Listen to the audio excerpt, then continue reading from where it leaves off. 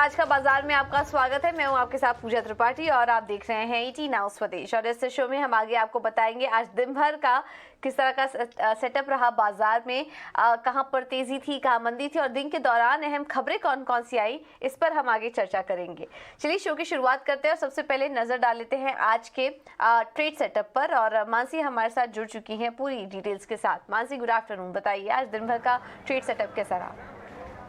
बिल्कुल, तो monthly expiry से ठीक एक दिन पहले वॉलेटिलिटी थी, भारी वॉलेटिलिटी मार्केट्स में नजर आई और डाउनसाइड जो है वो ज्यादा विटनेस हो रही थी। बाजार के अगर इंडेक्सेस पर अगर नजर डालें, निफ्टी में बिकवाली का दबाव जरूर दिखा। हालांकि बैंक निफ्टी ने बाजार को सपोर्ट देने का काफी हद तक काम किया। 39,567 के लेवल्स पर ऑलमोस्ट 150 पॉइंट्स के अपमूव के साथ बैंक निफ्टी में क्लोजिंग देखने को मिली। मिड कैप जो कि लगातार बाजार को संभालने का काम करते हैं, आज संभाल नहीं पा रहे थे। मिड कैप इंडेक्स में हमने बिकवाली का दबाव भी देखा। हालांकि कुछ तमाम स्टॉक्स जरूर थे जो कि मिड कैप से जुड़े हुए जो बाजार को संभालने की कोशिश कर रहे थे या फिर बाजार में अपमूव्स क्रिएट कर रहे थे, जैसे कि इमामी का स्टॉक। इमामी में हमने बायबैक की खबर देखी और बायबैक की खबर के ठीक बाद स्टॉक में एक पॉजिटिव अपमूव भी नजर आया और अच्छी खासी मजबूती के साथ ड्यूरिंग द सेशन ऑलमोस्ट 5% के अपमूव्स देखने के बाद करीब 4.5% तक की तेजी पर यह स्टॉक जो है क्लोज होता हुआ दिखा। इसके ठीक बाद यूपीएल प्रमोटर बाइंग की खबर आती हुई दिखी और प्रमोटर का स्टेक जो लगातार बढ़ता हुआ नजर आ रहा है, जो कि पॉजिटिव सेंटिमेंट है और इसी का एक असर था जो कि यूपीएल के स्टॉक प्राइस में भी देखने को मिला।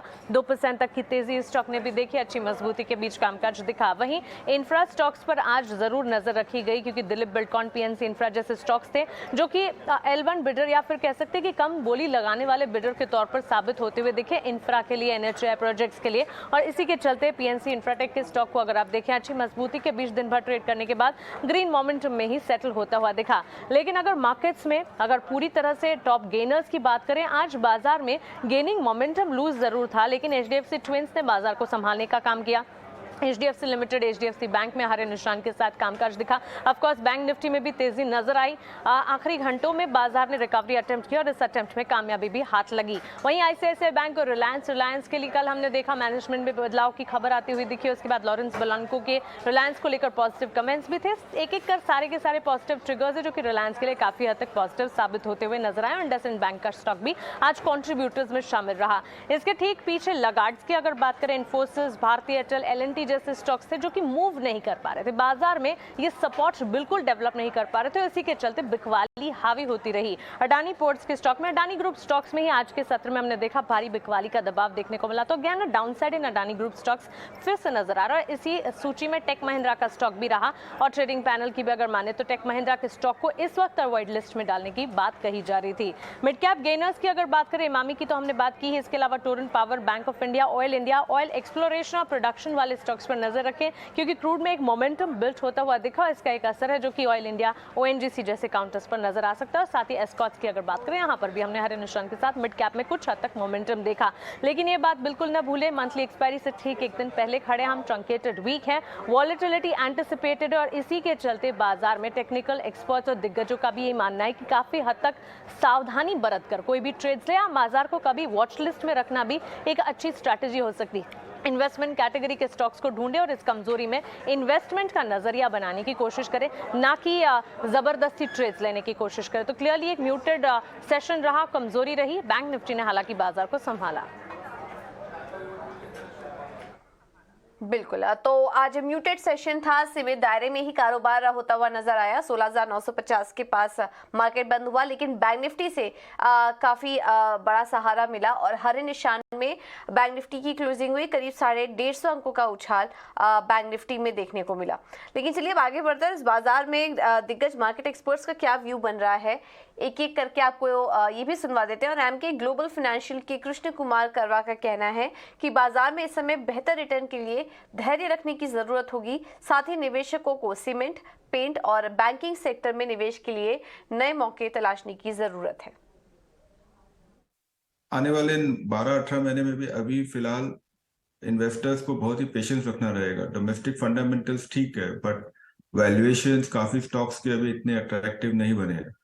तो कुछ भी खरीदो तो you have to be patient and local fundamentals को देखते हुए खरीदो। तो एवरेज करने की जगह रखनी चाहिए और लेने के बाद mark to market, notional loss वगैरह भी झेलने की क्षमता रखनी चाहिए और रिटर्न बहुत जल्दी नहीं आएंगे। आज आप डेट मार्केट में इन्वेस्ट करेंगे तो आपको 8-9% रिटर्न मिल रहा है।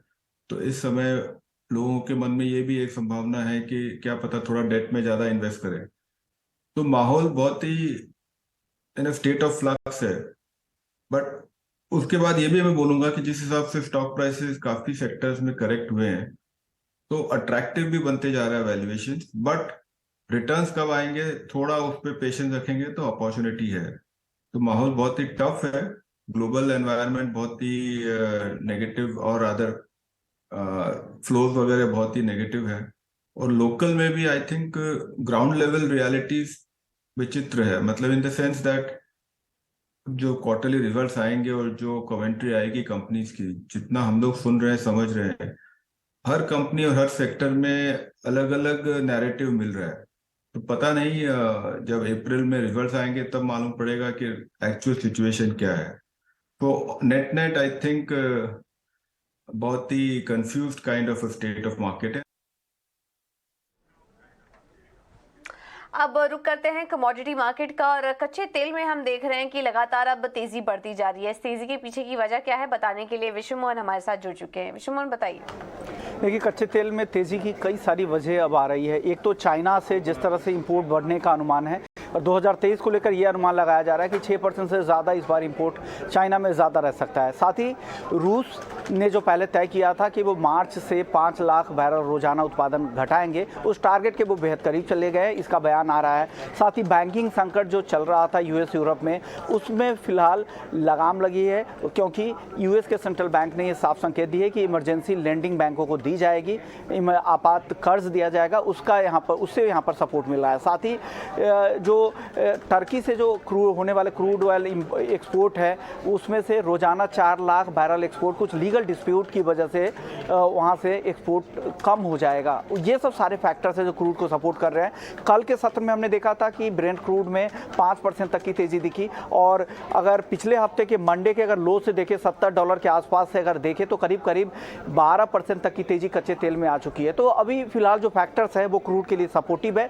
साथ ही जो भी ऑयल प्रोड्यूसिंग नेशन हो, ओपेक या ओपेक प्लस के, वो कभी भी नहीं चाहेंगे कि $80 के नीचे ब्रेंट क्रूड का भाव लंबे समय तक रहे। तो अभी फिलहाल फैक्टर सारे पॉजिटिव लग रहे हैं, क्रूड की कीमतों को ऊपर की तरफ लेकर जा रहे हैं।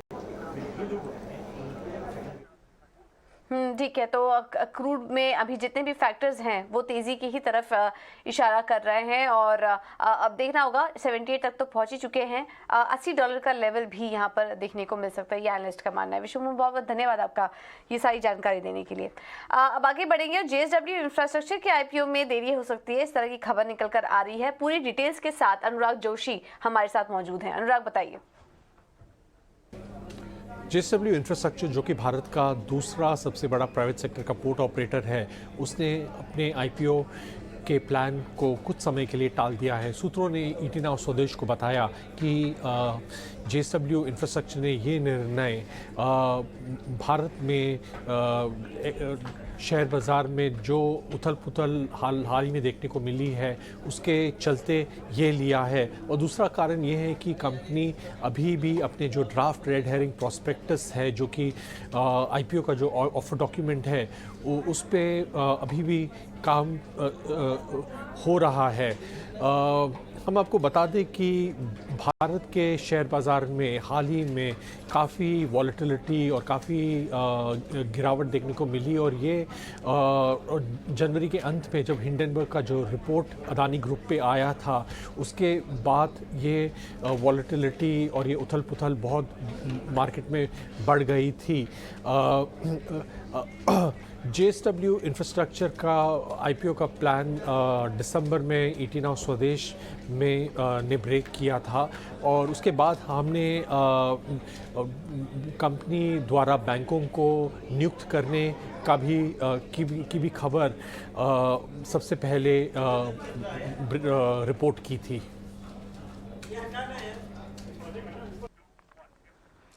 बिल्कुल, बहुत बहुत शुक्रिया अनुराग आपका ये जानकारी देने के लिए। अब बात करते हैं IEX की, और यहाँ पर भारी गिरावट देखने को मिल रही है। इस गिरावट के पीछे की वजह क्या है, पूरी रिसर्च के साथ शरद दुबे जुड़ चुके हैं। शरद, बताइए।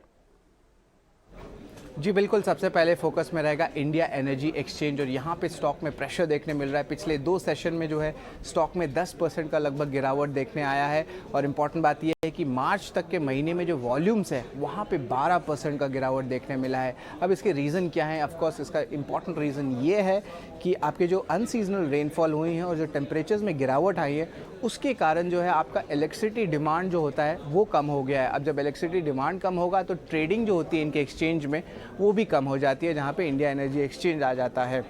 इसके अलावा एनालिस्ट भी आगे जाते हुए एक्सपेक्ट कर रहे हैं कि पोटेंशियल डाउनसाइड रिस्क उनके ईपीएस एस्टिमेट्स में देखने मिल सकता है और इसके अलावा जो पीक इलेक्ट्रिसिटी डिमांड है उसमें भी गिरावट आई है, जिसके कारण जो है प्राइसेस में भी गिरावट आया है और आप देख सकते हैं 16% का मंथ ऑन मंथ बेसिस पे जो है ओवरऑल प्राइसेस गिरे हैं।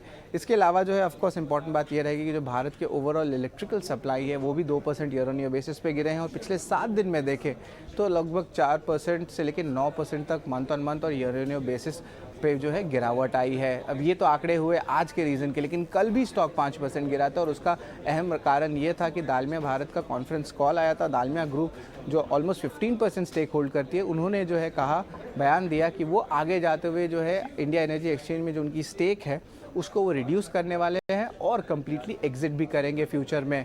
तो इन 2 रीजंस के कारण जो है आपको इंडिया एनर्जी एक्सचेंज में सेलिंग प्रेशर देखने मिल रहा है।